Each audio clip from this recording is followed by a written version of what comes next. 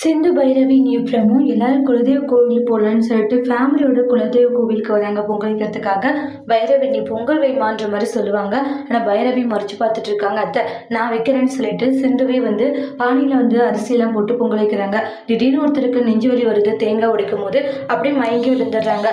அதை பார்த்த உடனே பார்த்தீங்கன்னா சிவா பதறி அடிச்சுட்டு ஓடுறாங்க. இங்கே பயந்து போய் பார்த்துட்டு இருக்காங்க. பைரவியும் சிந்துவும் என்ன ஆயிடுச்சுன்னு தெரியலன்ட்டு. அப்புறமா சிவா 2 கையை வச்சு அமுத்திட்டு இருக்காங்க. அதுக்கப்புறமா நல்லபடியாக உயிரும் பொழைச்சிக்கிறாங்க. அதனால அவங்களுடைய அம்மா ரொம்ப சந்தோஷப்பட்டு நீங்கள் நல்லா இருக்கணும்ப்பான்னு சொல்கிறாங்க. ஏன்னா நீங்கள் மட்டும் இல்லைன்னா என் பையனுக்கு என்ன ஆயிருக்கும், உங்களால் தான் என் பையன் இப்போ உயிர் பொழைச்சான் அப்படின்றாங்க.